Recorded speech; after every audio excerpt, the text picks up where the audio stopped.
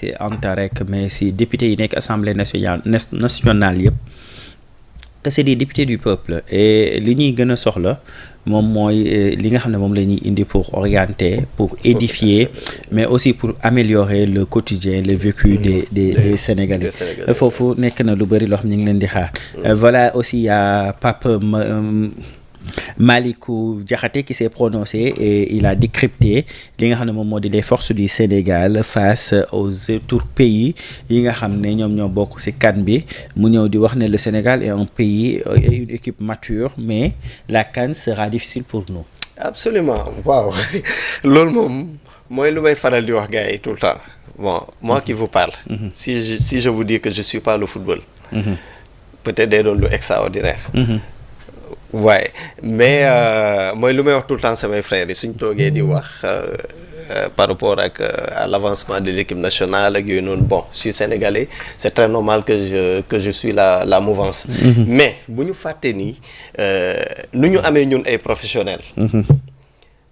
nu ñuy bëggee di tagas suñuy ndaw nu ñuy bëggee di am victoire yeneen dëkk yëpp nu même position lañ nekk ou bien voire même plus donc équipe bu ndaw amul.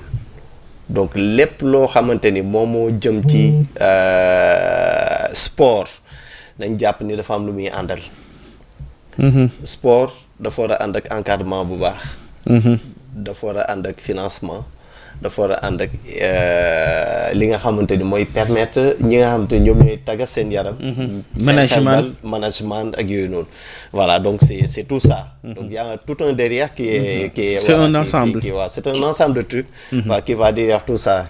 Donc bu ñu fàtte ni dara su ci faayee rek. day am fu muy feeñee. Voilà.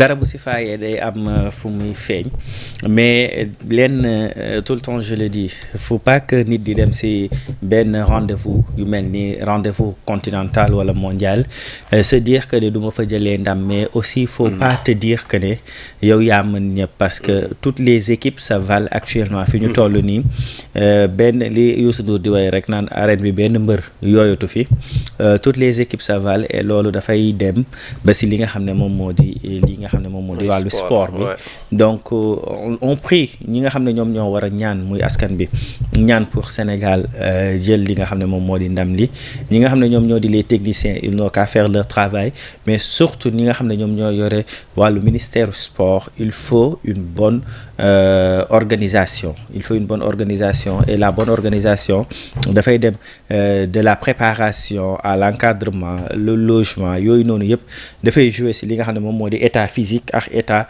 psychologique li nga xam ne moom moo di équipe bi mais aussi li nga xam ne moom moo di la présence des supporters parce que daf leen di gën a jox li nga xam ne moom moo di doole comme li ñuy wax waaw góor taxul góor doonaat beneen góor mais day dooli ngóora donc loolu aussi c'est une chose vraiment à tenir en compte li moo nekkoon revue de presse bi ak seen yëglekaay ak seen xët yu njëkk balaa ñoo ñëw ci thème bi nag on va parler lenn loo xam ne lu am solo la mooy période fraîcheur bi nga xam ne moom la ñu nekk actuellement gis nañ ne fi nga xam ne moom moo di Sénégal le climat change on a un climat qui n'est pas stable du tout de temps en temps mu féex de temps en temps mu taw de temps en temps aussi mu sedd démb journal bi nga xam ne moom moo di l'info defoon nañ ci sax benn article si li nga xam ne moom moo di cuuraay yi nga xam ne quand le climat change tey jii nii moom mooy nekk parfum de maison yi nga xam ne moom la ñuy gën di utiliser sama xel nag dem na si ay jaaykatu cuuraay yu bari am naa si kenn koo xam ne xam naa ko Khady Seck ma nga nekk fële ca ñaari tali mi ngi jaay ay cuuraay yu baax yoo xam ne moom day nëbal at. yow dafa mel ni yow. dafa mel ni yow yàgg nga si cuuraay. waaw yàgg naa si cuuraay xam nga moo tere moom célibataire yi ñoom xam nga ñoom seen cuuraay bant la ñuy taal célibataire yi cuuraay bant la ñuy taal. mais non du ma d'accord loolu parce que bëri naa cee waay de. yow bi sax taaloo cuuraay quand je t'ai posé la question. tu m'as dit que cuuraay man kay géej naa xam lu cuuraay de kii. yaa wax loolu. non en tout cas démb maa ngi si doon wax ne démb journal bi ñëwoon na si di wax si li nga xam ne moom moo di cuuraay yi nga xam ne dañ koy utiliser dans les foyers. mais cuuraay yi du yem rek si di ko utiliser Marème mais dañuy boole li nga xam ne moom moo di aussi essayer de changer quand même li nga xam ne moom moo di état ak atmosphère wu kër yi mais au-delà de échanger atmosphère wu kër gi ak état wu kër gi dañuy soxla aussi li nga xam ne moom moo di qu'il y ait une prise de conscience ndax bu ñu nee cuuraay dañuy xalaat ne war na neex war na changer li nga xam ne moom moo di xeetu kër gi mais dañuy sóoraale les personnes yi nga xam ne dañuy vivre ak ay pathologies mu nekk ay maladies pulmonaires wala tamit mu nekk ñoo xam ne dañu amee asthme ak yu ni mel donc tey il faut essayer de voir comment mettre l'encens soit tu le mets avant nit ñi di nekk ci biir kër gi wala tu le mets de manière boo xam ne dinañ sentir li nga xam ne moom moo di odorat bi mais du nekk air boo xam ne dañ koy polluer du ñu am assez de gaz carbonique ak yu ni mel et je pense que foofu noonu il faut qu'on sensibilise aussi ndax bëri na ci au-delà de li nga xam ne moom moo di côté boobu qu'on parle aussi des accidents domestiques. c'est que lii moom bëri na quoi. parce que je veux dire cuuraay gars yi dañ koy utiliser mais su mënoon ànd ak sensibilisation surtout ñu commencer par mettre au parfum ceux qui le vendent.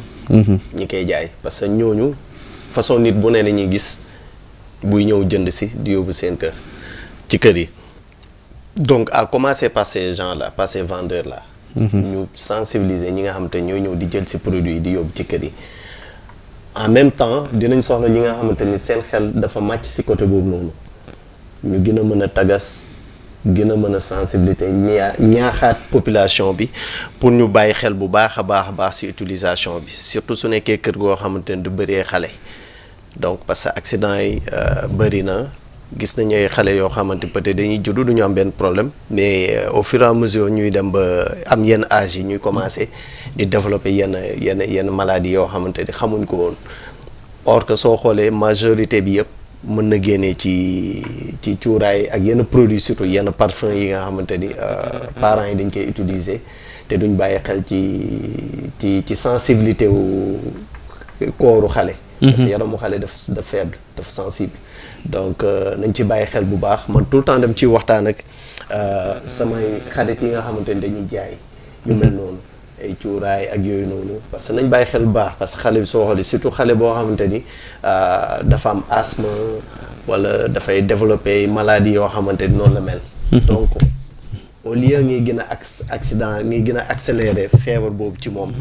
da nga ko war a jàppale xool na nga koy jàppale pour au moins mu mën a lutter contre ces genres de pathologie. macha allah en tout cas faw ñu taxaw si bu baax a baax mooy essayer de voir comment lutter contre yenn pathologie yi rawatina li nga xam ne moom moo di conséquences yi cuuraay mën a indi ñun ñëpp bëgg nañ li nga xam ne moom moo di bien-être dans nos foyers bëgg nañ suñu kër yi di set bëgg nañ suñu kër yi di xeeñ neex mais qu'il y ait aussi la sécurité du côté des enfants la sécurité du côté de la famille si méthode yi nga xam ne moom la ñuy defee cuuraay yi gis naa nag ay message Kumbista madame Diop chéri laay ñoom ñi seen jëkkër yi nekk bitim réew tamit nëbal nañ nee nañ nëbal nañ lu yàgg di leen xaar ñoom ay xujja Fatim Mbeng man ñi ma si xam ñëpp ñi nga xam ne mariage à distance la ñuy dund ñoom it instant bi nii seen pot yi nëb na mais yàlla baax na yàlla bari na sutura aussi enfin ñi ngi def benn xalaat ñi nga xam ne dañu nekk aussi diaspora bi parce que je vois que ne ñoom aussi c'est des gens yoo xam ne actuellement il fait excessivement frais ils sont même dans les négatifs boo demee si yenn dëkk yu nekk bitim réew tey jii da ngay gis seen météo que c'est dans les négatifs et ñoom aussi peut-être du ñu am même ànd ak ñun ñu am électronique yi la ñuy am mais dañuy yóbbu tout le temps li nga xam ne moom moo di la nationalité ak li nga xam ne moom moo di identité sénégalaise bi boo demee fële ca Suisse Fatima Janine mi ngi koy dëbb ba mu mokk nga dem feneen gis nga keneen koo xam ne mi ngi koy def noonu donc ñoom aussi on pense à ñi nga xam ne ñoom ñoo nekk ci diaspora bi loolu moom moo nekkoon partie bi nga xam ne dañu ci bëggoon waxtaanee mu jëm ci wàllu sensibilisation rawatina nag li nga xam ne moom jëm ci wàllu effet yi nga xam ne cuuraay mën na ko def mais sama waa ji moom mi ngi def lu neex Khady Seck xam naa ne war na fi ñëw sax ñu waxtaanee ko te temps gis naa ne léegi influenceurs yi Sénégal nag macha allah ay liggéeykat a fi nekk j'ai vu que les influenceurs temps yi moom période seddaay bi jaay cuuraay ak jaay karité lañ jël c'est-à-dire que quand même ñi ngi am benn stratégie marketing boo xam ne selon chaque période li nga xam ne moom moo fay dox moom la ñuy utiliser. waaw en fait soo doxee ba nekk ci li nga xamante ni moom mooy marketing. il faut ngay def étude terrain bi marché bi ak période bi. donc loolu dafay baax donc il faut nga def benn saytu. pour xam exact période bi ba période bi lan moo war a mën a gën a dox ak su ñuy génn période bi balaa ñëw dugg ci benn période bi yow war nga mën a xam na ngay écouler yow sa marchandise. pour mën a anticiper ci beneen période donc c'est très important. am na ku ma laaj ne ma lan la période bi célibataire yi lan moo dox ci ñoom. waaw bon xanaa ñu laaj ko célibataire yi parce que lan moo dox ci célibataire yi. waaw suñ fi amoon benn célibataire peut-être bu wax ja la moo gën a ñu góor ñi moom xam naa ne temps yi moom ñi ngi utiliser karité gu bëri foo robb nit mi ngi xeeñ karité. ah en tout cas. doy na waa daal. man du ma tooñ kenn du ma tooñ kenn parce que juddóoloo rek nekk marié. foo jaar. donc par respect maa ngi remercier maa ngi big up célibataire yëpp da leen di wax ñu teg jéego dëggaaw. bon de passage maa ngi nuyu madame. duñ def teg jeexal rek. oui ñu doon waxtaan mais moytul wàcc suuf gars yi kar la de. man damaa faale célibataire yi amuñu benn njëriñ. Georges. célibataire yi amuñu benn njëriñ. bon seen dund ak seen dee moo bokk yam. non pourtant ñooñu fi tax toog de. ñan ñoo la fi tax a toog. man célibataire daa am foo jaar de am na période de transition boo jaar de. kan balaa nekk marié. kan célibataire daal lu mu dégg lu bon man maa ko wax mais aussi maribataire yi. dafa mel ni yow daal da ngay dàq gi naan fajaale sa soxla. gars yi jégal leen quoi. yàlla xel dee en tout cas mi ngi noonu ñu nekk li nga xam ne moom moo di cuuraay yi macha allah baax na allez acheter dem leen jënd bant bi dem leen jënd bu ñu nëbal nàq bi bu beneen bi boo ngeen am baax na mais quand même. nañu am li nga xam ne moom moo di regard si buñ koy taal. loolu moo nekkoon partie bi nga xam ne moom moo ñëwoon si cuuraay bi léegi nag ñuy waxtaani li nga xam ne moom moo di relation humaine. tey jii nii ak ñàkk de reconnaissance te bu ñu nee relation humaine à chaque fois dañuy koy gisee ne ñun ak suñuy ay nawle. man dama bëggoon ñëw si démb parce que ñëw nañ si lan mooy nit kan mooy nit ak lu ni mel mais c'est quoi une relation parce que quand tu dis une relation c'est-à-dire la personne elle n'est pas n'importe qui chez toi. waaw loolu lu am solo la parce que soo xoolee daanaka sax li indi plateau bi relation la parce que balaa ñu wax tey démb la ñu wax su ñaawoon démb tey duñu wax waxu tey donc lu am importance donc ci côté relation bon dafa bëri ay façon mën na doon relation nit ak moromam mën na doon relation nit ak groupe mën na doon relation ay groupe mais quoi qu'il en soit. nit ki dafa war a bàyyi xel ci balaa dara nit dafa war a nite. mooy as lu ndaw li nga xamante ni nit ki même su dee sax lu ngay xeeb la. parce que œuvre bu la nit defal waroo kaa xeeb. geste bu la nit defal waroo kaa xeeb. un petit merci bi nga ko war a delloo lu rëy la ci moom. c'est un mot petit. mais qui pèse lourd. lu rëy la ci moom. reconnaissance. day génn foofu parce que nit day baax tout le temps ngay am habitude di bàyyi xel ñi tax tey nga nekk. comprendre te loolu man dem koy tibb yóbbu ko ci base bi. mooy nit éducation fondamentale de base bi. xale yi il faut ñu éduquer leen ci li nga xamante ni moom mooy déjà ñu am reconnaissance envers le prochain. en même temps ñu am reconnaissance envers leur environnement. maanaam nga respecter sa environnement. dam lay jox benn anecdote. allez-y. dafa am benn connaissance bu ma amoon depuis des années ci ginnaaw. waa ji professeur la à l'université. nee na mu recevoir ay ganu tubaab. ay américains yu ñëwoon Afrique ay xale lañ. léegi gars yi waroon dugg biir Sénégal pour def une visite pédagogique bañ nekkee ci oto bi avant ñoo dugg ci oto bi waa ji jëndee fruits tuk def ko saak jox ko xale yi jël dugal seen saak. mais ba ñuy dem ba si digg bi moom mu yëkkati benn banaan lekk rek sànni. benn xale bu ndaw moo yuuxu. ne chauffeur bi taxawal. waaj na ko lan la mën a ko taxawal. chauffeur bi taxaw mu wàcc dem ba jëli xottu banaan bi. yóbbaale sachet def ci xott bi dugal ko si saagam. ne faut pas agresser la nature. l'environnement vous voyez. xale mooy la reconnaissance bi ñu war a am envers l'environnement là où on vit, envers notre communauté, envers son prochain aussi, c'est très important. xam nga loolu on réfléchit pas sur loolu alors que à chaque fois on fait des publicités pour dire que ne les déchets plastiques ou bien les sachets en plastique dañ koy jël pour la protection de l'environnement. On parle d'érosion côtière, on parle de li nga xam ne moom moo di changement climatique, mais le plus souvent ñun du ñu xalaat agression bi nga xam ne moom la ñuy def ci environnement bi. Absolument ci cadre de vie bi. Absolument parce que tey nature bi tëbul rek mel ni. nekk lu désert wala. non nature bi de nature Dieu l'a très bien fait. Dieu l'a très bien fait. J'utilise pas le passé mais il l'a très bien fait ba léegi nii. mais problème mooy ñi ñoo koy changer ñoo koy transformer mais imaginez fu ay chinois regroupé ci stade. ñu seetaan match pare match bi doo fa gis benn mbuus. parce qu'ils ont été bien éduqués. Ah, mais c'est ça. C'est la population la mieux éduquée actuellement côté éducation kenn rawul Chine.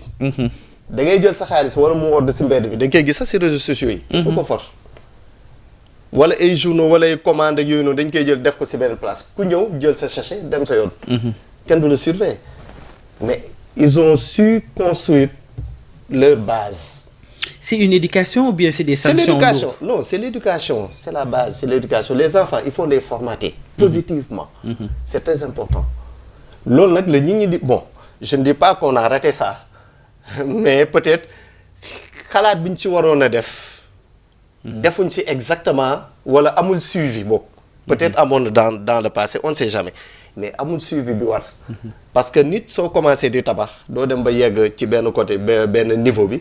nga ne demee bàyyi noonu kër gi il faut mu am suite logique comprendre donc éducation de base dafa baax li ngay gis nii yëpp muy xewa ay agression ak yooyu yëpp c'est la base qui a failli avant tout dañuy indexer parents yi n'est-ce pas mais avant les parents il faut nga teg li nga xam ne moo tax parents yi nekk fii mais le système mooy le système qui était là voyez donc c'est très important ñu delluwaat ca base ba xoolaat na la ñuy tàggasee suñuy doom formater leen parce que am na école yu nekk aux alentours là où j'habite fekkee woon naa samay doom fa la ñuy jàngee fekkee woon naa benn réunion parents d'élèves bii passé mais mu am benn parent bu jël parole ne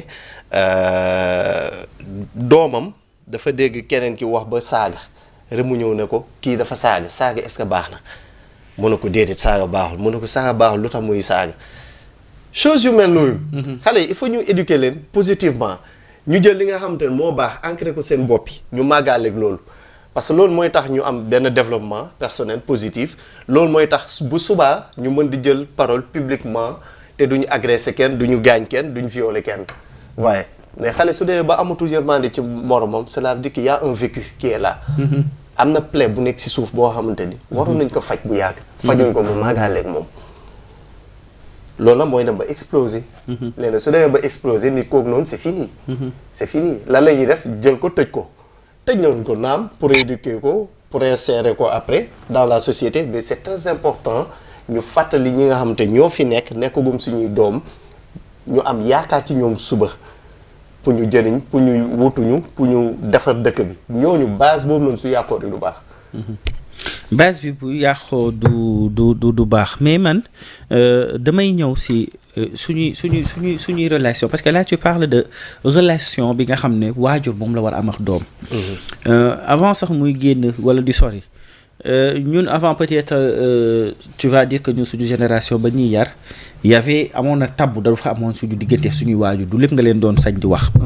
de un de deux il y avait le verbe à utiliser avec la personne bi ngay wax mais aussi selon lieu bi nga koy waxee tey jii da ngay gis mag boo xam ne day jàngal doomam ñàkk kersa parce que buy wax yaa ngi wax waxu saaga am na ñoo xam bu ñuy wax ak seen doom dañ leen di saaga rek mënuñu wax normal ba pare te saagawul mu nekk beneen bi mooy l'enfant copie et ñun dañuy fàtte léeg-léeg dañuy bëgg yar xale bi et on fait le contraire de ce qu'on dit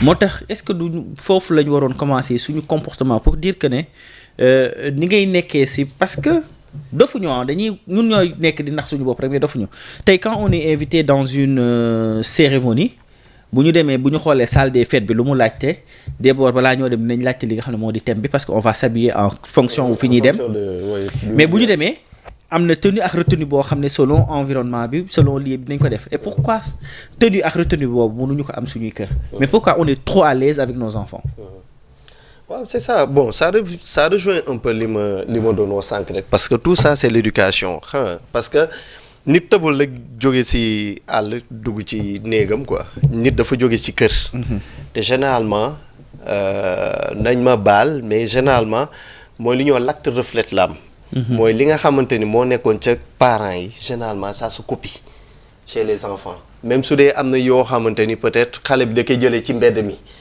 mais base bi soo ko sécuriser même lii ci biti su ñëwee fekk xale bi day fekk mu mel ni acier donc copie boobu noonu du ñëw donc relation entre nit ak doomam wala nit ak moromam loolu dafay fekk déjà nit kooku noonu doon nit ku nite te nit doo tëb rek nite noonu nit dafa am lu ñuy sol ci yow pour nga nekk nit ku nite mooy sa base ñi nga xamante ni ñoo la yar wala ñi nga xamante ni ñoo la tagas ba nga doon li nga doon tey suñ defee ci yow li ñu waroon a def ci yow tey doo am benn relation doo am benn nan laa ko benn comportement bu négatif ba nit ki nga koy sekkal di dem naan nit daf ma bett wala diw daf ma waru moon def nii daf ma war wala genre quand les parents parfois les parents ou la famille tu peux être dans une famille toxique ou avoir des parents toxiques malheureusement tu l'as pas demandé mais ça arrive mais nit am na fu muy toll tam mooy jubbante boppam pour nga jubbanti sa bopp boobu nag il faut de la maturité voilà c'est la maturité c'est ça parce que y a des booy lu may wax am na valeurs yoo xamante ni nature bi wala li ngay dund sa environnement moo la koy inculper wala sa base inculper loo ko waaye donc maturité boobu noonu ci nit ki lay nekk mais nag sa base soo ko ratee tamit c'est fini. Et maintenant quand tu as des collègues toxiques nga nekk di liggéey ci environnement boo xam ne ils sont tout le temps dans tes oreilles di wax di yuuxu di kii carrément toxique comme la personne bi ma la présenté sànq c'est-à-dire que c'est un peu compliqué et parfois aussi non en fait yow daal fu mu ne nii daal vous voulez me mettre en mal ak gars yi quoi. Balthazar. Non, mais on est en train de faire une émission il m'a dit que toi tu es toxique pour tes enfants. non sax da nga ma dugal ci piège comprendre nga. non moom c'est invité man nee naa ko lu la neex waxal hors émission mais bu temps d'antenne bi nekkee loo wax ci suuf ma tontu la ci kaw. non en fait. mais quand même tey moom maa fi nekkal quoi non du ma nangu nii comme li ngay wax noonu la mel quoi non en fait li nga wax noonu. mais quand même vous allez accepter avec moi. que ne surtout dans l'environnement de travail et influencé et parfois il y a une rivalité malsaine boo xam ne ça devient vraiment toxique. non loolu c'est vrai. et là on parle de relations humaines. voilà c'est ça non en fait mais yow ñi ngay amal noonu. ñi ngay sekkal noonu ba relation yu toxique yooyu noonu di fay feeñ mais ñooñu seen éducation fan la jaar. imaginez tey yow nga nekk ci milieu boo xamante parce que nit environnement am da koy influencer. le milieu détermine l'individu. da lay influencer bu baax. mais soo dëgërulee personnellement soo amulee base bu baax mën nañ la influencer ba yàq la. mais su dee yow sa base baax na ak noo mënti doon foo mënti fréquenter. ni nga mel. influence boobu noonu du am ci yow benn pouvoir. man foofu laay waxee quoi comprendre. Allez-y. foofu laay waxee. mais je suis en train de prendre des notes parce que li ngay wax dafa ma arrangé dafa ma kii. voilà léegi yow li ngay wax noonu côté influence bi ça c'est important. parce que di nga nekk ci milieu wala ngay liggéey ak ay nit. nga gis ni ñu yor benn yenn comportement yoo xamante ni peut-être yow à la base yow kenn yareewuloo noonu. wala xamoo loolu. donc am na nooy amee benn laisser-aller rek ñoom mën nañ la influencer boole la seen groupe. mais il suffit que nga am neneen nooy mel rek dañ naan diw dafa commencer génne ay termes yoo xamante ni. ça colle pas. par exemple diw dafa soof wala genre yooyu noonu. alors que yow li nga gëm yow sa gëm-gëm ngay demee. waaye donc loolu gis nañ ko fii. on n'est pas obligé d'avoir tous la même pensée. parce que xel moom mooy la chose la plus indépendante de la personne. mais quand même war nañ mën a am des garde-fous yoo xam ne ñu ne kat voilà des règles de tenue et de retenue. absolument suñu ay relations. gis nga bu ñu demee dans les relations humaines. je parle tout à l'heure de relations toxiques. bu ñu demee par exemple nañ dem ci domaine politique bi. wala bon on parle trop de politique nañ dem ci commerce bi. commerce oui. Tu vas voir que y a une concurrence tellement malsaine actuellement au Sénégal. Que les gens pour jaay daf lay jaral discréditer nit ki. dootoo yamati parce que tu sais tu peux critiquer une personne sur si produit mën naa ñëw ne la sa chemise bi baaxul rafetul ñaaw na kii mais quand tu dem au-delà de ça ngay dem ba li nga xam ne moom mooy la vie privée de la personne nga dem ba di wax yoo xam ne ça n'engage que cette personne après ça devient compliqué. Absolument. Et deuxième bi mooy ñun dans nos relations dañuy fàtte ne wala dañuy jàpp ne nit ki ñoo ko moom parce que séq nañ dara wala defal naa la teraanga léegi dafa war a nekk relation boo xam ne man. c'est obligé je te dois redevance bi ma la war a jox je te dois ma vie et ma dignité. waaw loolu c'est vrai loolu moom c'est vrai mooy lim lay wax sànq rek gis nga loolu lépp soo ko tënkee ci nite. day tënk lépp quoi nit bu nitewul moom. lu ne mën na ko influencer lu ne mën na ko changer ci àdduna. mais soo nekkee nit ku nite nga am ay valeurs de base yu baax amul dara lu la mën a changer même su dee influence bi day diis mooy lu ñuy wax des fois man sama dignité laay sangooy suuf. voilà donc naam ça existe mais lu ñuy ñaan tout le temps mooy nit fépp fu mu mënti nekk ak képp koo ko mënti sekkal na nga bàyyi xel ni say naataangoor nga nekkal. te balaa dara ay nit lañ comme yow avant tout. donc bu leen tax a toog foofu mooy ku nekk day dàq wërsëgam ku nekk dafa ñëw ak xam-xamam yokk ci entreprise pour mën a avancer pour le bien de tous donc loolu mooy li ma xalaat ci diggante nit ak moromam wala li ma xalaat ci diggante nit ak environnement am.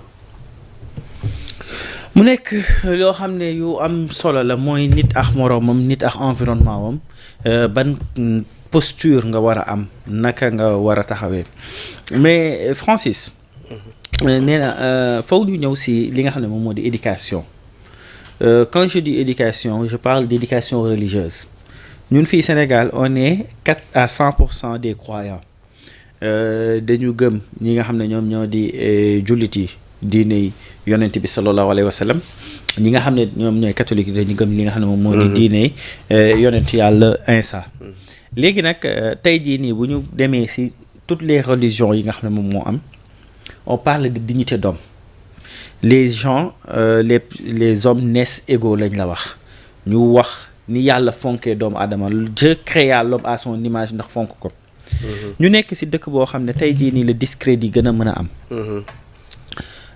tey ngay gis dans les réseaux benn nit boo xam ne daf la naan duma seetaan film pour adulte entre guillemets benn le motif fuité nga laajte pour ñu jox la ko parce que tu veux voir et après tu vas partager. Absolument, oui.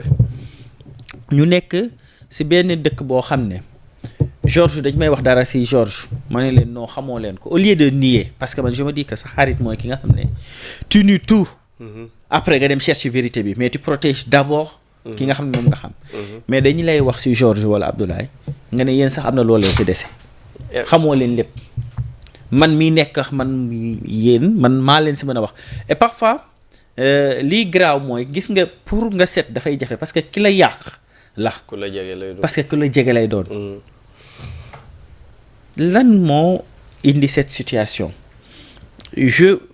depuis lundi ba tey je suis en train de chercher c'est parce que c'est des gens qui sont nés méchants da ngay yaakaar ne yow boo nëbbul nit doo feeñ wala qu'est-ce qui anime les gens à vouloir au nom de je ne sais pas indexer toujours le c'est-à-dire il faut que yow nga nuire benn nit pour sortir la tête de l'eau. bu ñu fàtte ni la religion comme ni nga ko waxee. ça formate l'âme.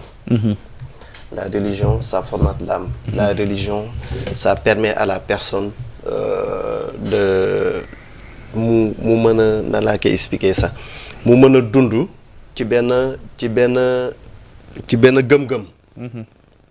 comprendre parce que éducation day créer personnalité. mais environnement day influencer ci ñaar yooyu.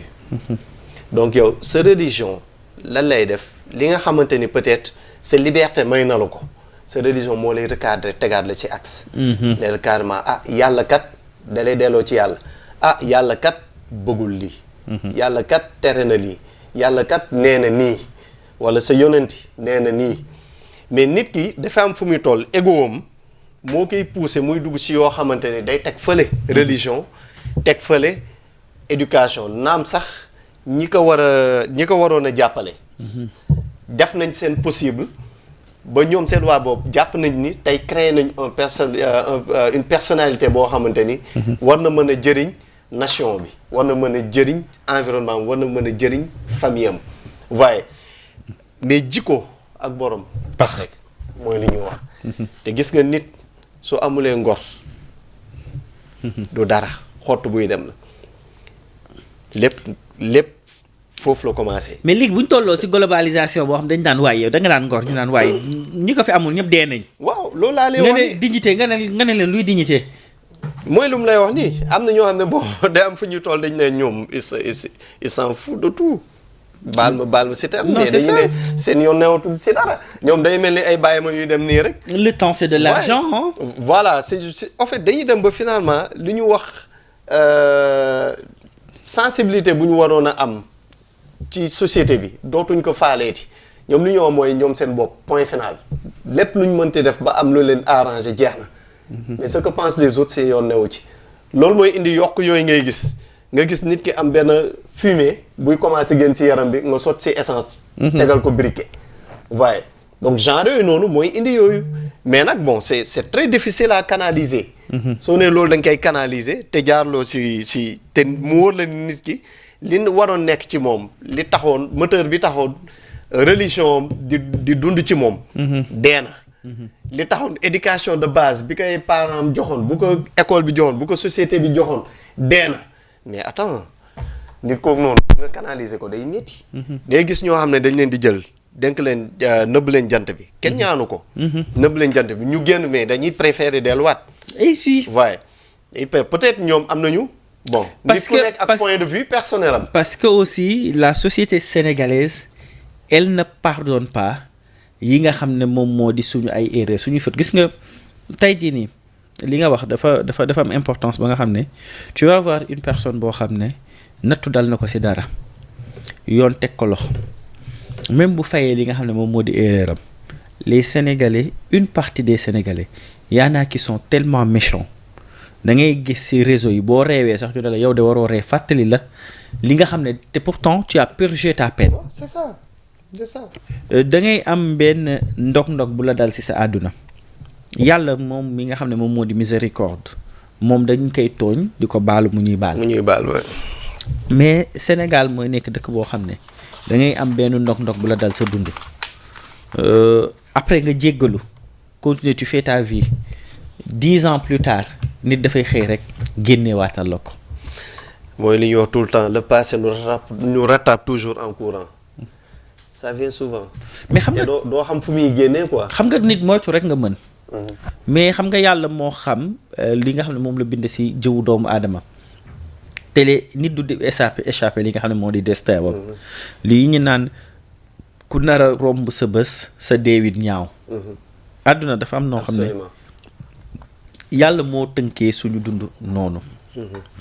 et on doit comprendre li nga xam ne moom moo di suñu dund boobu noonu parfois damay jékki-jékki dama naan est-ce que ñun xam nañ lan mooy harcèlement yi nga xam ne moom la ñuy def ci nit ñi parce que sans pour autant le savoir on est en train d'harceler des personnes surtout les célébrités da ngay gis nit ñoo xam ne li tax nit ñi di nëbbatu du ñu bëgg di fësal seen vie privée di ñu bës ba récemment j'ai vu des commentaires qui sont très déplacés ci plate bi ku am jëkkëram dëkkër jëkkëram quand elle fait ses enfants lu ci suñu yoon ba koy konteel ay doom yu mu am lan mooy suñu yoon pour nous dire que et après da ngay def ba tu vas créer un complexe sans pour autant le savoir parce que keneen wala beneen nit danaan xam nga y a des choses yoo xam ne yaa ngi koy def nit peut-être am na koo xam ne yaa ngi koy def dara saf ko am na mental bu fort mais am na ñoo xam ne seen mental dëgëru donc je pense que il faut que foofu ñu taxaw si léegi nag quand on parle de relations humaines reconnaissance lan mooy reconnaissance waaw reconnaissance ci terme bu tuuti moo mooy nan laa koy expliquer sax mooy colère voilà c'est le mot mooy nga am colère waaye parce que mooy li ma wax sànq ca njalbeen nit même su dul dara ak lu mu néew lu la nit ki mënti defal amal reconnaissance envers ça te loolu daf la war a pousser fépp foo mënti toog nga am pas reconnaissance sax mais nga am makaama toog di valoriser li la nit ki defal mais am na ñoo xamante ne tey da nga leen di defal dara bi fekk 100 ans fu ñu mënti toog fekk ñuy wax ci yow loo xam ne lu négatif te mu wóor leen ni peut-être li nga ko jotoon a defal noonu su ko génnee woon rek dina suul loolu effectivement mais dañ koy nag bàyyi mu jàll waaye donc reconnaissance nit ku nekk da ko war a am gisa le mot merci mooy bi ma doon wax sànq ci début bi le mot merci c'est petit mais dafa baax am na ñoo xamante ni pour ñu génnee mot merci day di seen làmmiñ mais dafa baax nit dafa war tout le temps di am ngor di ne merci di am ngor di am reconnaissance envers surtout ñi nga xamante ni mosoon nañ ko même su dul dara sekk nañ dara mais mosoon nañ ko defal dara ci seen àdduna donc c'est très important. c'est très important nga am reconnaissance di wax merci mais tamit dafa am ñoo xam ne dañuy naan su ma la defalee lu baax boo ko wax ma waxal ko sama bopp c'est-à-dire est-ce que c'est parce que tamit da nga ma defal lu baax je te dis merci je dois impérativement fu ma la gis rek wax la merci pour une chose je te remercie 1000 fois.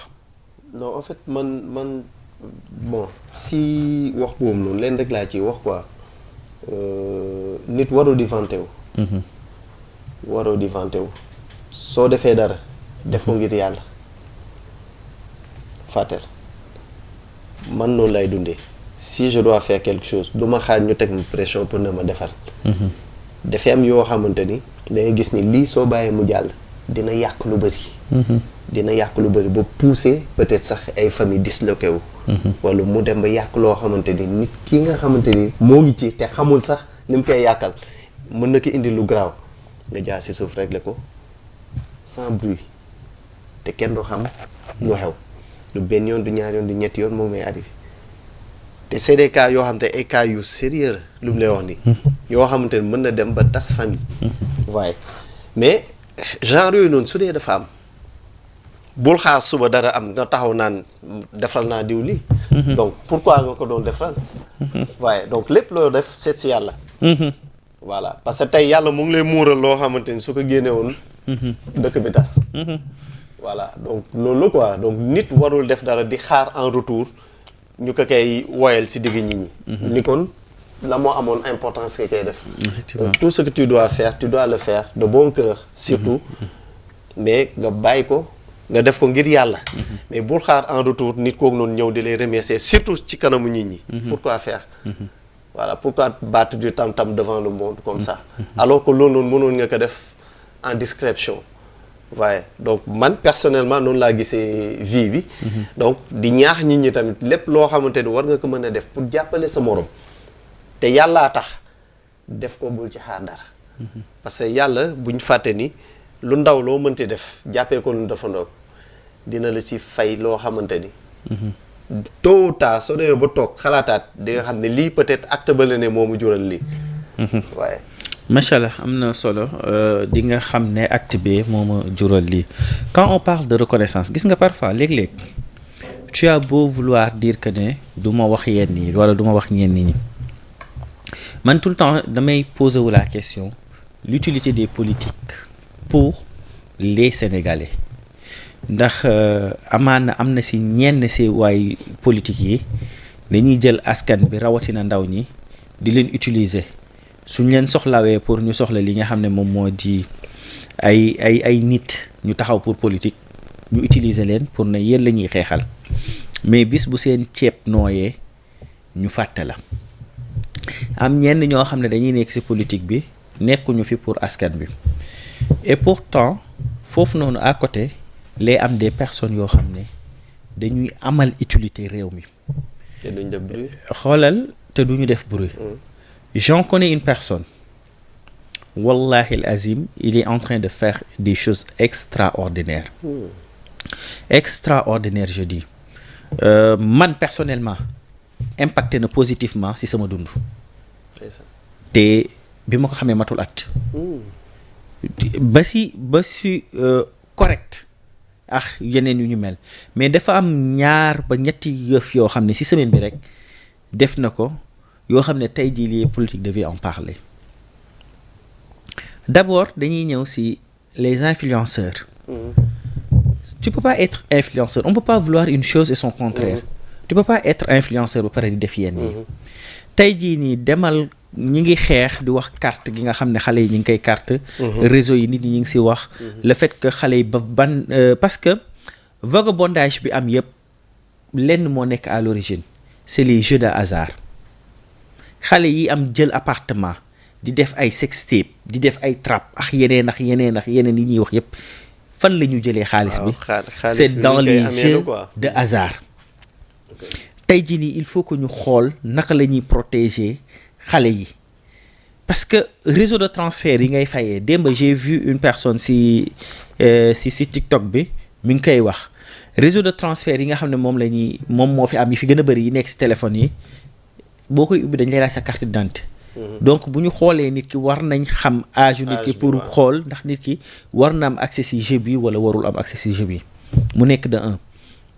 de deux tey am na ay jeux yoo xam ne dafay am ñu koy wax match yi da ngay gis kenn ku la naan may naa la gaynde mais c'est-à-dire que tu apprends la personne li nga xam ne moom moo di vie su jeu léegi seetlul kan nga gisati mu dem casino.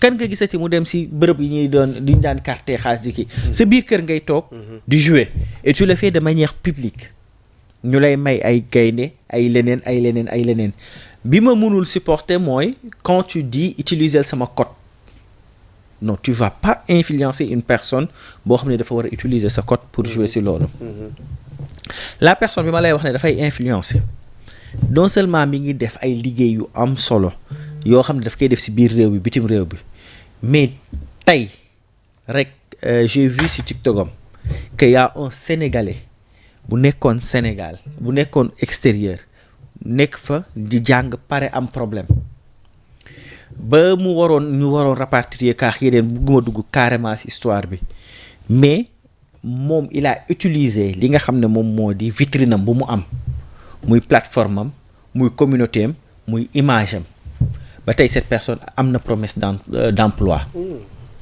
C'est bien ça. tey jii nii les politiques ne créent pas de l'emploi pour la jeunesse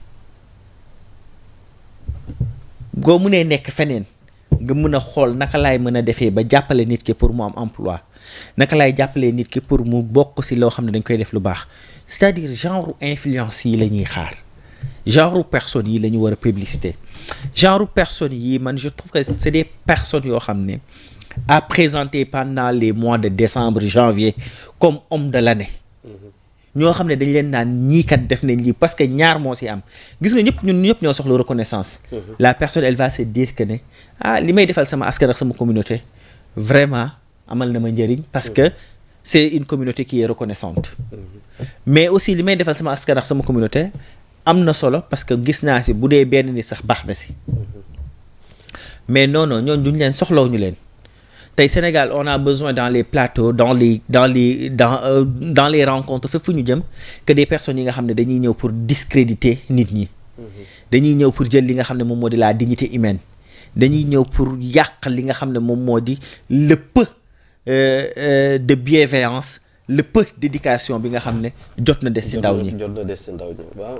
waaw li nga wax moom am na solo moom vraiment parce que nit kooku noonu vraiment c'est à du ma ne c'est à copier. Mais war na mën a nekk une personne de référence parce que naam wax nga sànq ni peut-être moom il le fait dans la discrétion ils se connaissent pas bon il joue pas au tam-tam pour gars yi xam ni moom moo def lii. Donc c'est très important ces genres yooyu noonu te naa loo benn affaire y a des bienfaiteurs yu fi nekk yoo xamante ni kenn xamul leen. bëri na fee morom. yoo xamante ni kenn xamul te pourtant positivement dañuy influencer population bi. balaa nga kaa xam nga dem ba toll ci jamono joo xamante ni dëkk bi dafa nekk ci crise wala jeunes yi dem ba mu wóor la ne actuellement dëkk bi doxatul noonu. ngay gis ñoo xamante ni da leen di jaral ñuy jël ay jeunes di leen di placer. parce que yow benn jeune boo placer mooy sauver nga une famille. Ou bien sauver nga des familles derrière parce que da ngay gis benn ndaw bu am benn âge liggéey mu boot ñaata nit ci ginnaaw. Donc c'est très important donc ce que cette personne-là a fait c'est à saluer. Et c'est à copier aussi et c'est à valoriser parce que lu am solo la ci àdduna bii ñu nekk nii man du ma dugg ci waxu politique du ma dugg ci ñi nga xamante ni peut-être ay influenceurs lañ. di détourner jeunes yi. Mais ce que j'ai à donner comme idée moom mooy que ça soit une personne politique wala que ça soit un bienfaiteur wala que ça soit koo xamante ni c'est un acteur lu ñuy ñaan mooy nañu bàyyi xel ni ndaw yi nekk suñuy loxo wala ndaw yi nekk actuellement ci suñu dëkk bii nii ñoom ñoo war a diriger dëkk bi suba. Donc lépp loo war a def dafa war a doon lu positif. Voilà donc mën nga jouer mën nga mener ce jeu système bi nga nekk nga xool na ngay fexee ba am ci ay points mais na doon lu positif c'est ça parce que plus ngay créer ay chômeurs plus ngay créer ay problèmes plus dëkk bi di gën a nekk ci crise te ko kenn ñaanu ko donc genre nit yu mel nii dañ leen di vraiment mooy li ngay wax war nañ mérité nañ nekk des personnes de l'année. loolu war na mën a nekk war nañ leen mën a valoriser war nañ leen mën a pourquoi pas inviter ko ci benn plateau. waxtaan ak moom du ñàkk xam-xam bu mu am wala du ñàkk sa façon de faire mu permettre ñeneen ñi nga xamante ne peut-être ñoo ngi sur la même lancée. ñu gën a mën a am audace xool na la ñuy yokkee seen expérience. pour mën a gën a yokk li ñuy defaral jeunesse bi. En tout cas maa ngi koy féliciter bu baax di ko encourager et ça moom il le sait xam na ko parfois da ngay gis nit yàlla def rek nga respecte ko fonk ko parce que tu sais que cette personne elle est en train de faire des choses extraordinaires. du njàmbaar nag may suñu borom la moo tax à chaque fois suñuy discussion il saura se connaître li ma koy wax mooy tout le temps yal na la yàlla musal ci cat. yal na la yàlla may nga yeggali ak sa sago. parce que il faut le dire aussi on est dans une société boo xam ne les gens sont méchants. te yow loo xeeb nit ñi xeebuñu ko. parfois léeg-léeg nit ñi dañ lay envier ba doo sax comprendre. Les gens sont tellement méchants. doo comprendre mais nag une chose est sûre fu mu teg tànkam bu ko teggiwulee bu neexee yàlla du gis lu mu ragal. te yàlla na ko yàlla sàmm. noonu laay waxee ne yàlla na yàlla sàmm képp koo xam ne yaa ngi def lu baax. mais ñun aussi média il faut que ñu commencer di xool li nga xam ne moom moo baax ñu fësal ko. gis nga cette situation là média def si jouer lu bëri parce qu'on a laissé trop faire.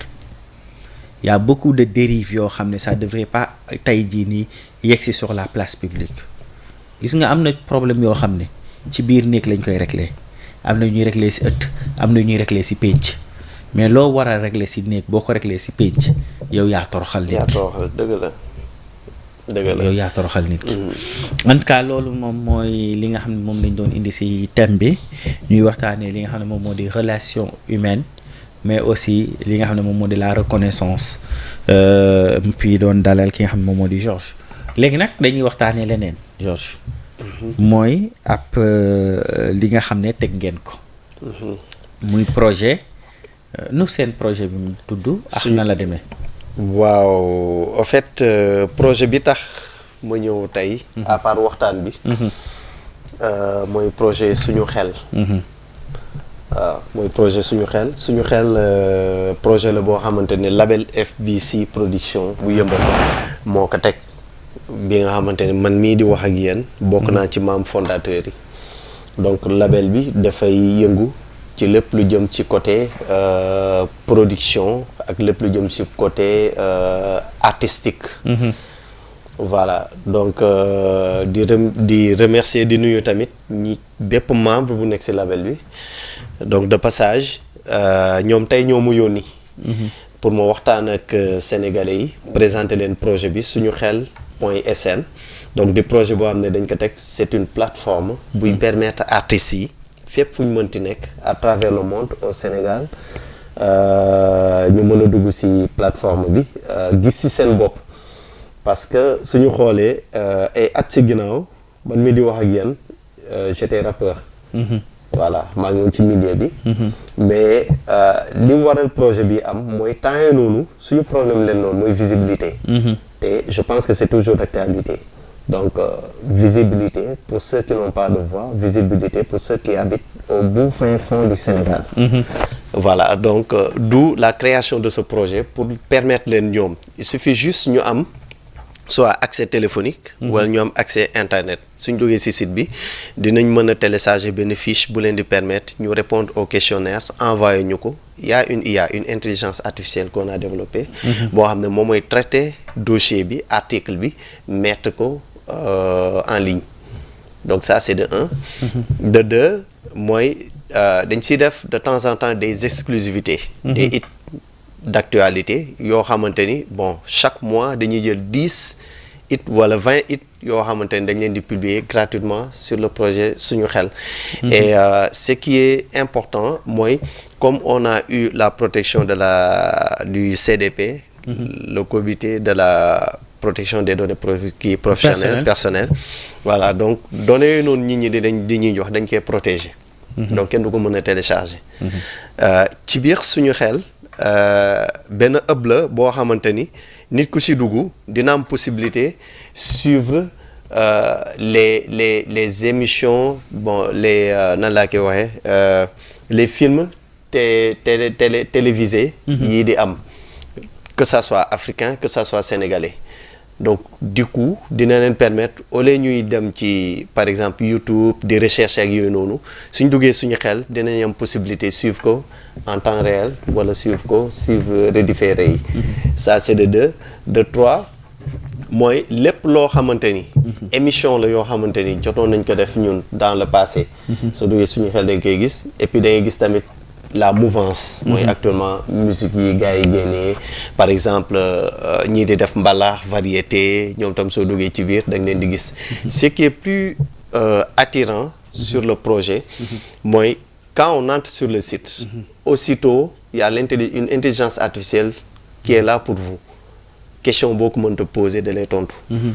en même temps nous avons mis sur place à la disposition de la population un numéro WhatsApp boo xamante ni c'est l'IA qui gère ça lépp loo envoyé tamit lépp loo posé tamit IA bi da lay tontu en temps réel H24 7 jours sur 7 mais léegi tey booy wax ay setup ay IA ay intelligence artificielle pour parler de visibilité et ainsi de suite est-ce que doo nekk en contradiction tey jii nii avec la protection wu li nga xam ne moom moo di la production ou bien les artistes parce que tey yéen vous certes vous servez de relais pour ñi nga xam ne ñoom ñoo di yenn artistes yi yenn production yi pour ñu mën a am li nga xam ne moom moo di visibilité certes mais aussi tey lépp loo xam ne nit daf koy def loo xam ne dafa toucher les données personnelles dañuy bëgg mu jaar foo xam ne dinañ mën a am ay redevances est-ce que foofu noonu dina mën a am ay redevances yoo xam ne dinañ leen ko mën a jox ñi nga xam ne ñoom ñoo di les images ou les productions yi nga xam ne moom mooy jaar foofu noonu de un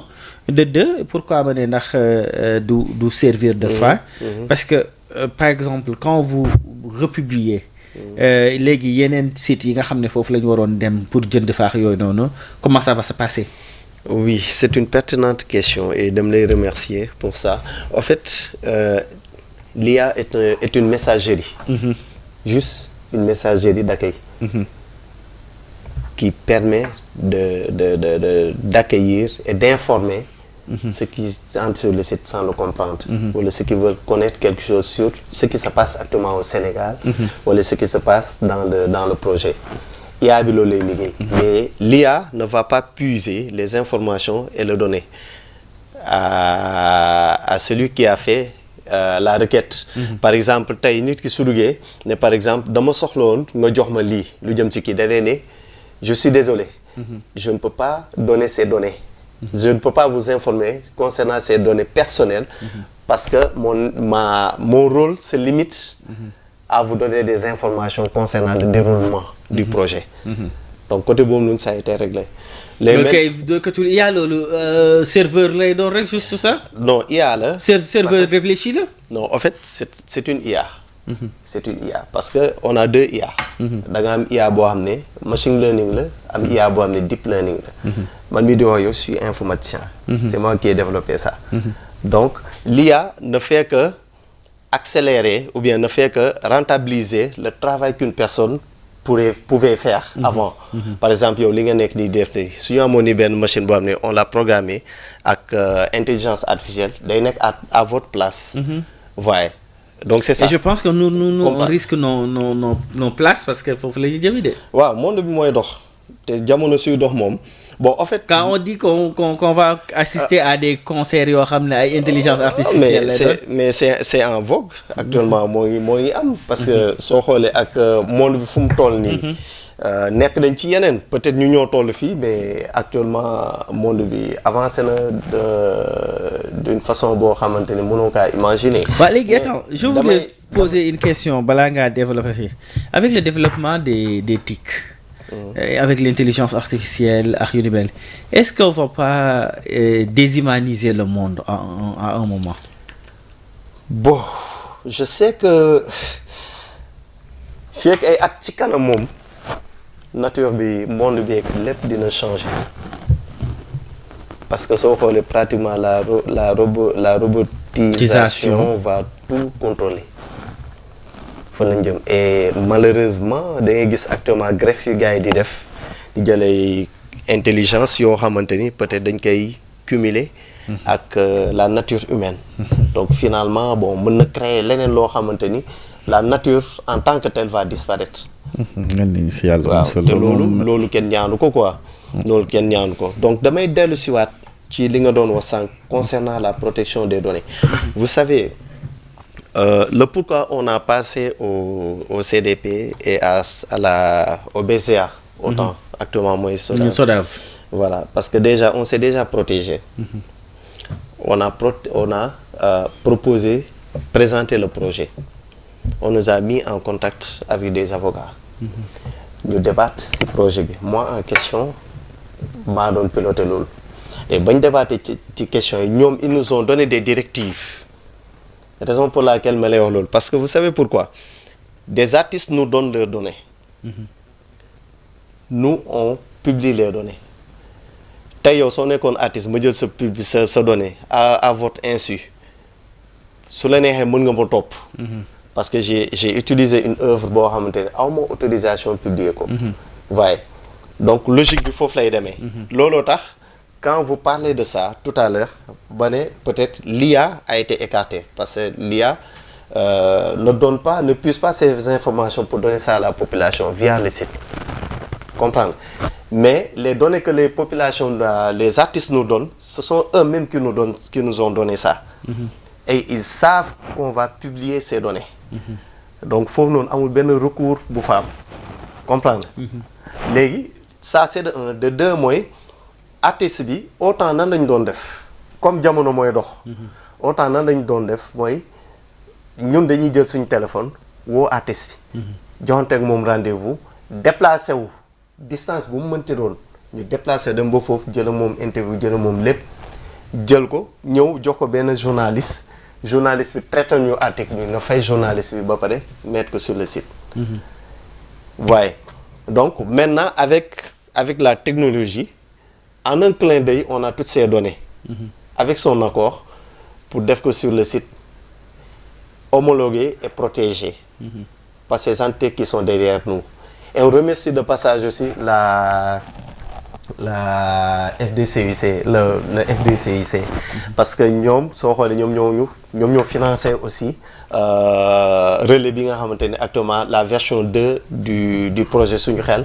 moo ko def donc. léegi projet Suñu Xel bi dafay parce que tey jii quand on parle de production la production c'est pas que la production musicale gis nañ fii li nga xam ne moom moo di ay production ay films ay même les émissions c'est des productions est-ce que aussi da ngeen di liggéey ak lépp loo xam ne maison de production la wala média wala comment ça se passe.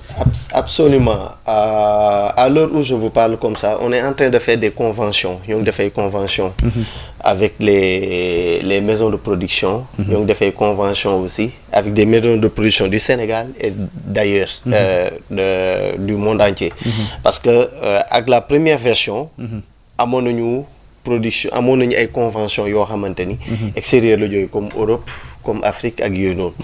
instant yii nii ci loolu lañ toll nii.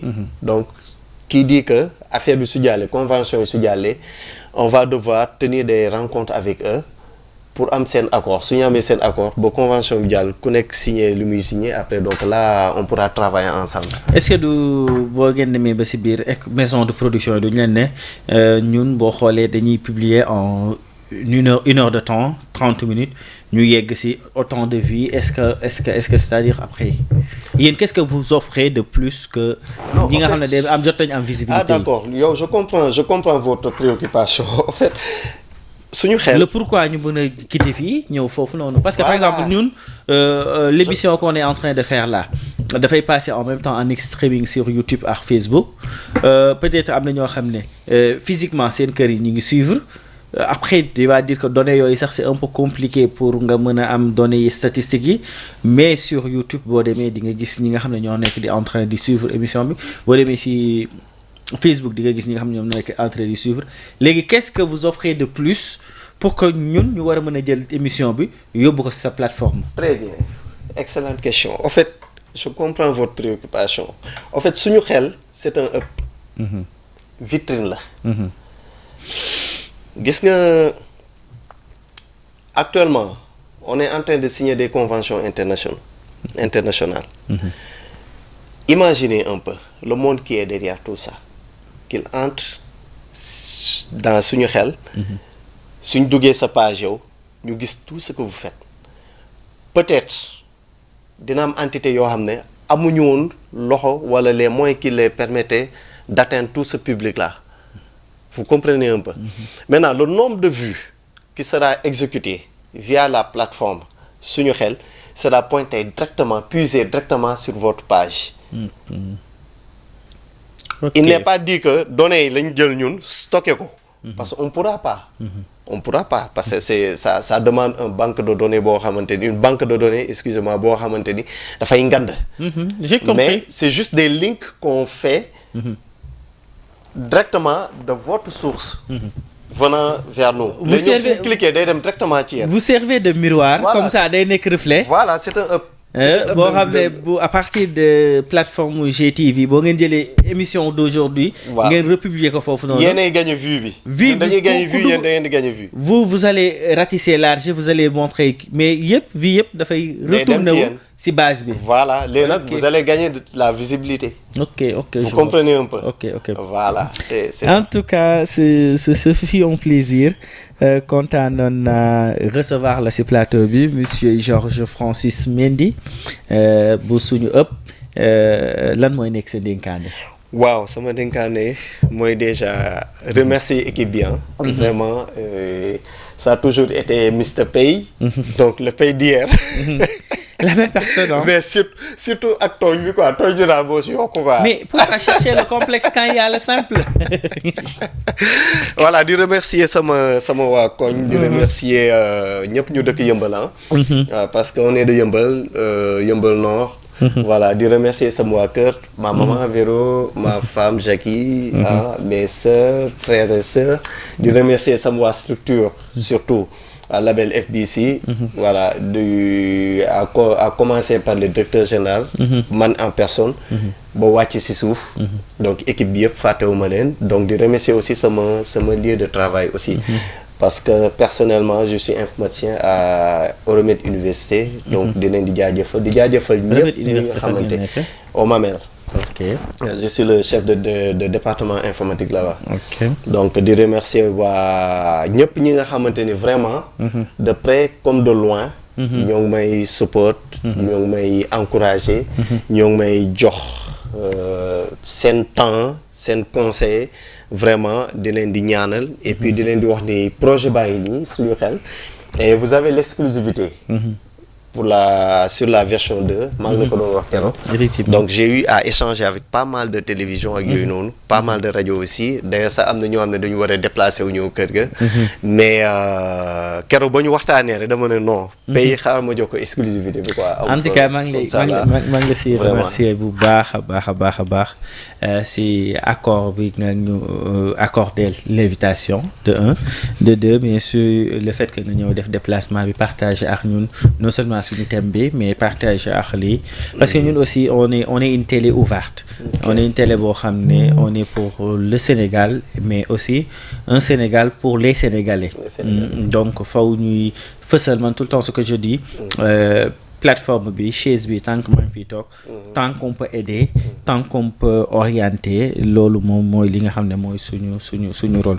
Balaa maa tëj émission bi rek di remercier waat ñi nga xam ne ñoom ñoo ñuy topp tout le temps tey nag damay def mention spéciale Abdoul Aziz Sow Dabakh kooku sama xarit la di ko ziar bu baax a baax moom Abdoul Aziz mais di remercier Sidi Abbas Seck depuis fële nga xam ne moom moo di Italie di ko ziar bu baax a baax su ma waxee Sidi Abbas ñëpp dañuy xam ne xel day dem si ki nga xam ne moom moo di Mamadou Lamine Sembène aussi di ko ziar bu baax kooku moom mooy papay Mohamed